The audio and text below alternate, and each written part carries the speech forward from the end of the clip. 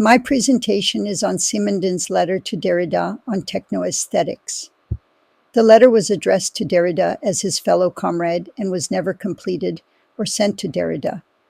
Instead, it was part of his estate, shared with the world posthumously by his wife and recently translated into English.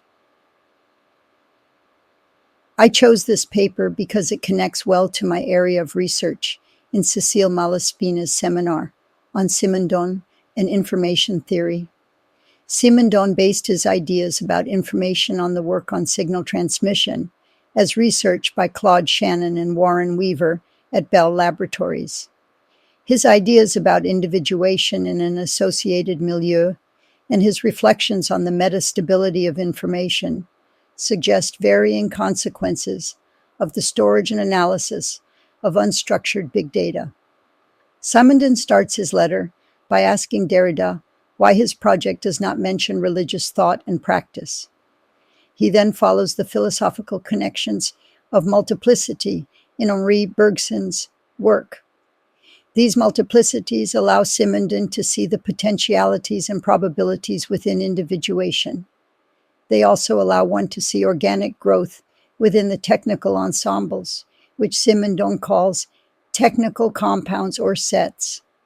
Analyzing the aesthetics of technics, Simondon recognizes cultural and religious dimensions of the enjoyment and use of technology. Simondon goes on to remark, we should also take into account aesthetic thought and practice, regardless of whether the latter has a reflexive component. Why not think about founding, and perhaps even provisionally axiomatizing, an aestheticotechnics or technoaesthetics? These large philosophical and human aesthetic connections are revealed when he talks about Valerie's version of Socrates' dialogue with Phaedrus. The architect Eupolino says, whereas passers-by merely see an elegant chapel, I see the exact proportions of a girl from Corinth whom I happily loved. Here are some architectural examples that Simondon chose to include in his letter. The first is the Eiffel Tower, which did not function as a technical object in the advertising that you see here. However, he notes that the tower quickly became topped with a radio antenna and contributed to the vibrant culture of French radio. We often neglect to note that radio was the first wireless network that transformed how people communicated. Simondon then calls out the feats of engineering that the Garabie Viaduct on the Truyère and Le Corbusier's Notre-Dame-du-Haut are. In Notre-Dame-du-Haut, the exterior and interior are distinctly different, but one illuminates and informs the other. Simondon then looks at two technical objects, tools, and finds a tactile joy that surpasses utility. Through touch, work, and usage, the tool becomes something orgasmic, a tactile means and motor of stimulation. This passage of the user or consumer of the technical object passing as a tactile or kinetic stimulation to the task reminds me of the passing of the message or signal in a technical ensemble. Much like the model shown to the left of the transmission of a message as studied by Shannon and Weaver. However, Simondon perceives more. It is, according to him, the set of sensations, more or less rich, of the artists themselves.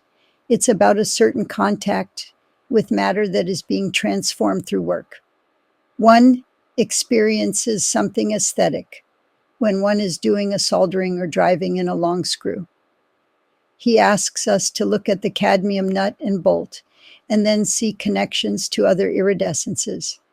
The first is a florid lens, and the second is the iridescent on the throats of pigeons in the sunlight. This remarkable progression creates a spectrum of aesthetics supporting Simondon's transformation of the tool, technical object, or ensemble into an orgasmic, tactile means of stimulation. Thinking back to the aesthetic appeal of the Mona Lisa, it is clear that not every aesthetic object has a technical value, but Simondon points out that every technical object has an aesthetic value. However, Not every technical object makes an essential aesthetic impact. He calls this the object's aesthetic tenor. To demonstrate this concept, he examines a Jaguar two-seater convertible. In the slide, you see a Jaguar from the 1960s, which still relates to the beauty and appeal of an electric model today. Some parts of this technical ensemble or compound have greater appeal than others, although that aesthetic appeal may not be equated to technical usefulness. Still talking about sports cars, Simondon examines the angle of the air spoiler of a French Matra and declares it resembles a butterfly's larval stage.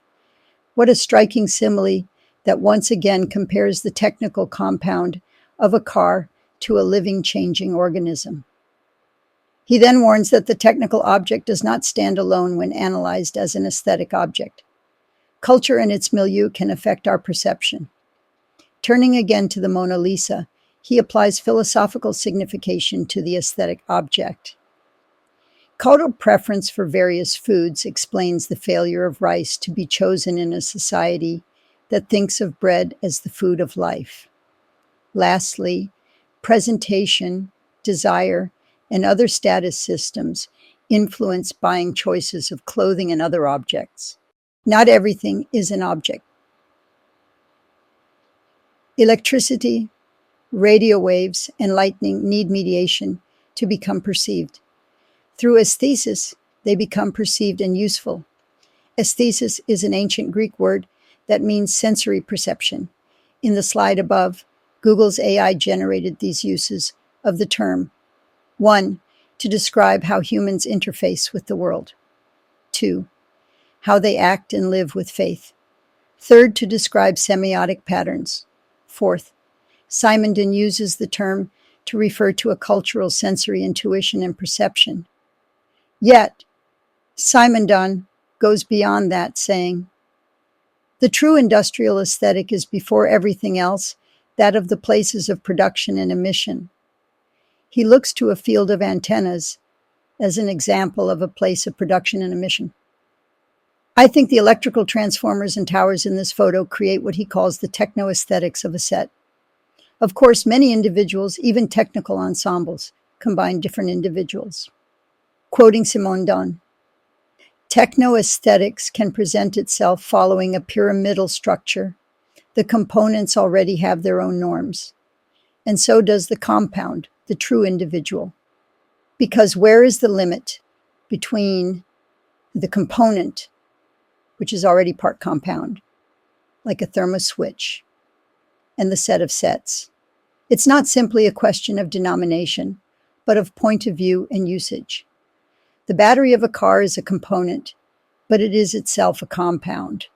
Plates, electrolytes, insulators, terminals, plugs for the release of hydrogen by electrolyzation. A set can also be a crowd or a mass, rather than a society. He realizes that the technical forest can be intimidating. The techno-aesthetic feeling seems to be a category that is more primitive than the aesthetic feeling alone, or than the technical aspect considered from the angle of functionality alone, which is an impoverishing perspective. He does not complete this thought because the letter is unfinished. However, when considering unstructured big data, perhaps only limited by storage capabilities, I was awed and a bit concerned. As the tension grows in this vastness, the opportunities for individuation outside human comprehension seem like a distinct possibility.